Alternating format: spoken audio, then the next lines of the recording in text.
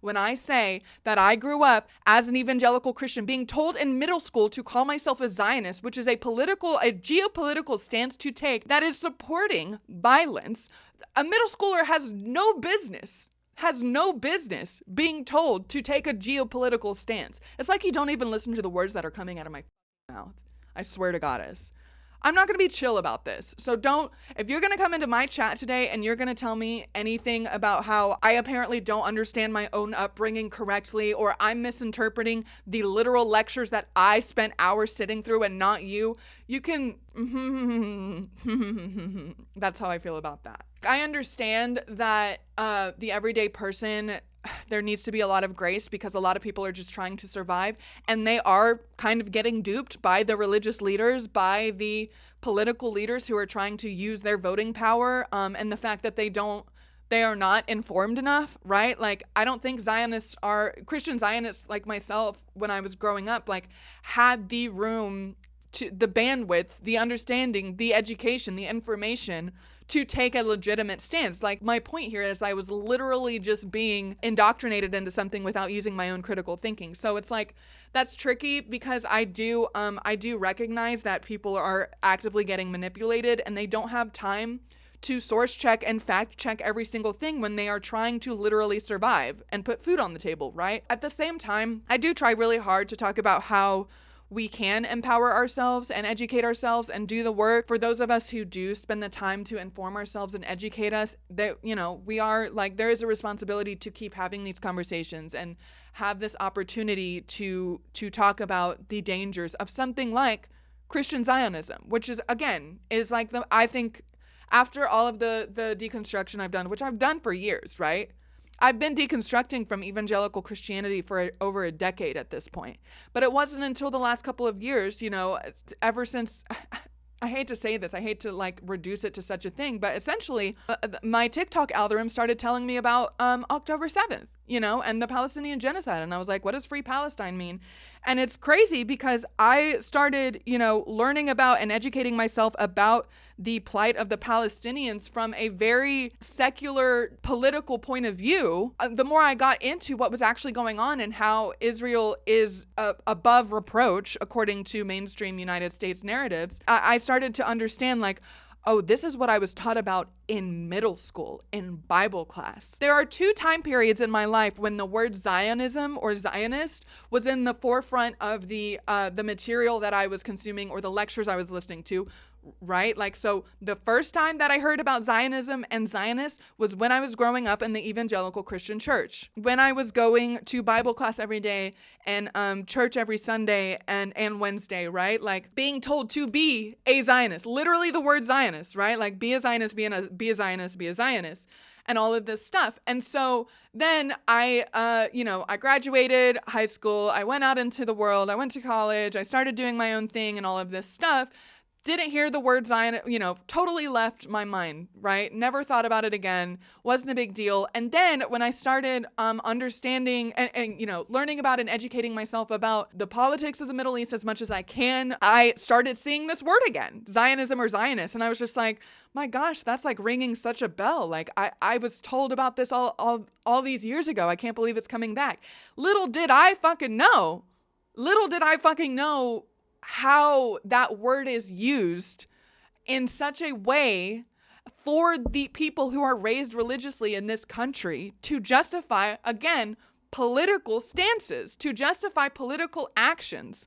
Our church regularly sang a song called "We're Marching on to Zion." Yeah, it's so sinister. There's so much about Christian Zionism that is so harmful, right? Christian Zionism treats the genocide against, the displacement, the general suffering of the Palestinians as, I don't want to say at best, but as not the worst, irrelevant, and at worst, necessary, okay? We're talking about entire communities getting dehumanized and erased in the name of biblical prophecy, in the name of the end times. Whenever there is an escalation of violence, okay, the response from, and I can tell you this firsthand, the response from Christian Zionist leaders is usually one of triumph. is usually one of celebration, because to them, again, it's just another step toward the rapture. The worst result of this is the violence being done against the Palestinians. But even on the home front, I think that this really undermines democracy, because whenever you have this conflation of politics and religion, of church and state, as evangelical Christians are taught, it becomes not possible to have a normal, healthy political debate, because these evangelical Christians are viewing a geopolitical issue, an issue in the Middle East, okay? A conversation about the economics and the human rights and all of these very real subjects. All of that is getting framed in the sense of spiritual warfare for evangelical Christians, like how I was raised. I can't tell you how many times growing up I was told that we are not governed by political leaders or regimes or whatever, but that we were governed here on earth by principalities and powers of the air. That is based on a biblical scripture that I heard all of the time, and it has to do with these like demonic forces, like fallen angels, aka the Nephilim. We can get into that another time, babe. That is so much. Or demons, or Satan himself, or what the fuck ever. These demonic forces, like playing the game of humanity, and these like principalities and powers of the air that were like physically stationed over regions of the world. And that whenever there is something in the geopolitical sphere to vote about, we had to, as evangelical Christians, look at the topics from the lens of spiritual warfare. Does that make sense? So like in that sense, there is no democracy. There is no consensus. There is no healthy debate. And that is why I always talk about how very deep the beliefs of evangelical Christians go. This is why MAGA supporters, or the hardcore evangelical Christians, the hardcore religious right, they believe so deeply, because they don't just think that this is about whether or not people in the Middle East should eat, whether or not we should maybe stop doing a genocide, X, Y, or Z. This is about, oh, if I don't take this stance of righteousness, I'm going to spend an eternity in hell. This theology goes so deep, it is disgusting. I am embarrassed that I grew up in it. I am trying to talk about it. Thank you for bringing that up. A lot of secular people have the issue of not being able to comprehend the delusion of the religious mind. And that is what I'm trying to speak to. There's two reasons that I wanted to talk about this today. One, it's for people who grew up outside of evangelical Christianity, who don't understand what the fuck is going on internally in the minds of these people. And again, there's a caveat that I do think is important to remember, because if we're here talking about the systemic issues of society, of this country, of government, of, you know, the plight of the working class, etc., I do think it's important to remember that even when I'm critiquing evangelical Christianity and the institution of the organized religion that has, you know, that's married to the politics in this country, etc., even when I critique those, I do think it's important to separate the everyday Christians who may be voting for the religious right, and that's something they need to be held accountable for. I'm not excusing it, but I think it is so important to remember that most of the people in the Christian church are just trying to survive. They are putting food on the table. They are showing up on, at church on Sundays because they want their kids to have friends, right? Or something. I think people can just show up to church over and over again for the sake of community. Then as a result, because these evangelical teachers are preaching this, justification of violence from the pulpit, so many everyday evangelical Christians, they are too busy surviving. They are too busy surviving. Now, is that to suggest that they have it any easier than other, maybe more marginalized communities in this country, especially when we're talking about white evangelical Christians? No, I'm not suggesting that at all. But the reason that I think it is so easy to stay in the brainwashed indoctrination of the evangelical Christian church is because life is fucking hard out here for all of us. Like the concept of uniting the working class is because the divisions amongst us, the general gap of wealth and equality here in the United States at the very least, is so vast. It's so unethical. It's so immoral. All of these terrible things, right? So I do try to bring to the forefront that a lot of these people don't have time to fact check. A lot of these people don't have time to check sources and do a very deep, personal scholarly analysis of the book of Revelation. They're going to listen to their pastor because that's the best they can do. That's the best they can do. And I say that as someone who grew up in that environment and then did my own internal work and did do all of the questioning and, read all of the books I needed to break free from the religious dogma that was so sinister and holding myself back and causing me to support violence no matter what. I say that as someone who did the work to break free. It's a lot. It's a lot of work. And I can tell you this, I have seriously questioned myself. I have wondered if I had children, like my parents had me when they were 20 and 22 years old. And that is when I started leaving the church. Do you understand? Like, I was 21 years old when I officially told myself I was not a Christian anymore. If I had had a child, I don't know if I would have gotten there. I don't know if when I was worrying about putting food on the table and making sure my kid was socialized and all of these things, I bet you I would have kept going to church, and I don't know if I would have left.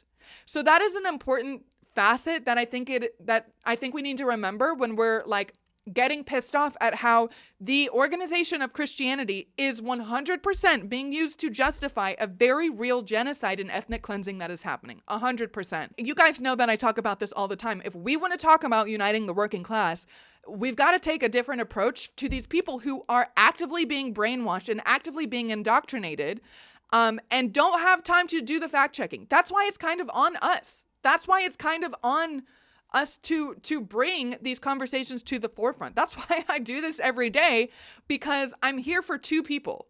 I'm here, as I was saying earlier, to explain to people who didn't grow up in this environment what is going on behind the scenes, okay? Why these intense belief systems are so deeply identified with by people who don't spend the time or take the time to question biblical literalism, right?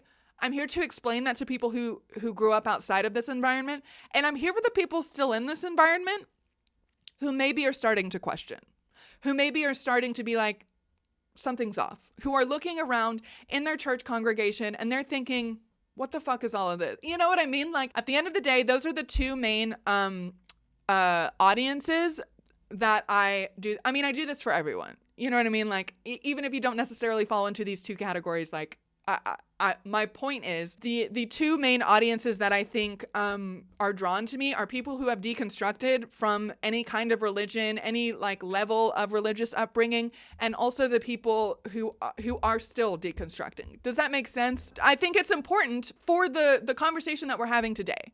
Right? So again, this goes back to what I was saying kind of earlier. Like, I want the everyday person to break free from organized religion, because that is when you can start rebuilding your identity based on your own morality, your own sense of self, your own sexuality, because as I always say, you can't talk about religion without talking about sex.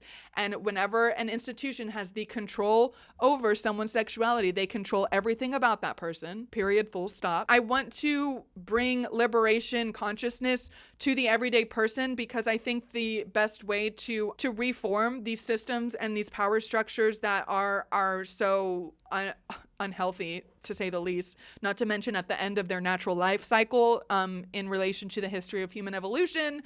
Again, as I talk about all the time, all of that is super important. But at the end of the day, at the end of all of that, as important as it is to me to meet people where they're at and have these very serious deconstruction narratives, as much as like building this community is so important and all of this stuff, the actual material results of breaking all of this down needs to lead to freeing the Palestinians. Because currently, and they're not alone as far as like the violence of Western colonialism. I'm trying to educate myself more. There's a lot more in the global South. There's so much more going on, but conceptually, the violence that our system, our capitalist colonialist society is committing is what needs to be the result needs to be stopping that, reversing it. All of it needs to stop, right?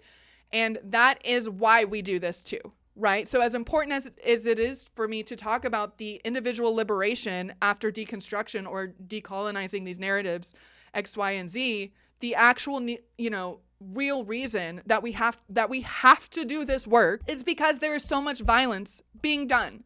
Is because Christian Zionism is being used to justify a genocide.